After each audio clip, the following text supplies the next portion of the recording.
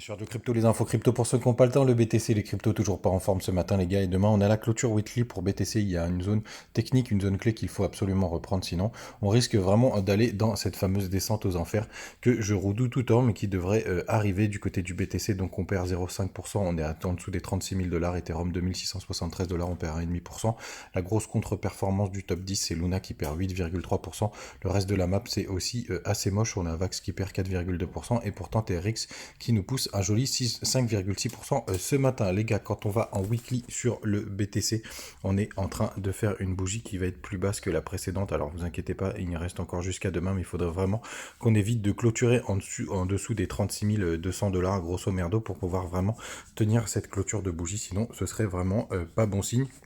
Sinon, je voulais vous parler d'un autre indicateur qui est plutôt pas mal, qui s'appelle le Pissacle pour le BTC, qui donne les tops, qui fonctionne pas trop mal.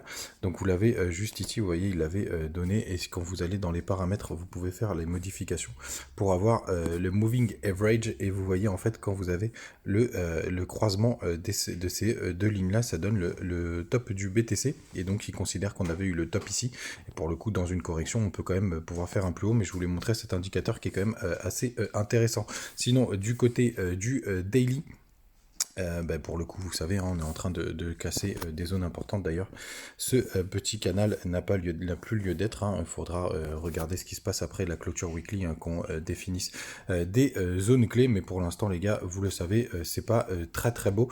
Ce que je voulais vous montrer, c'est aussi qui m'inquiète un petit peu, c'est que le CryptoFear, il n'est que à 23. Vous me direz, c'est déjà pas mal, on est dans l'extrême fear, mais on n'a pas connu les flushs à 10, etc. Donc vraiment, j'attends une dernière correction. Vous le savez depuis un moment. Je prends le commentaire du jour aujourd'hui, salut l'ami, de Laurent qui s'est obligé, on devrait faire le ménage, DCA, les mecs, et tout le monde, effectivement les gars, ça reste encore la meilleure solution pour l'avenir du BTC, et là, vous, pour le coup, vous serez forcément gagnant sur du long terme. Sinon les gars, je vous le partageais sur Twitter, c'est jour de mint aujourd'hui pour Acid, donc n'hésitez pas à aller jeter un œil, c'est ce soir, je crois que c'est vers 7h pour les whitelists et un petit peu après pour les autres, donc les gars, n'hésitez pas à aller acheter un œil là-dessus, hein. Vous avez aussi les liens du site internet, je vous laisserai tout comme d'habitude en commentaire et sur mon Linktree. Les gars, on reste branchés, on reste connectés et je vous souhaite un joyeux samedi. À demain.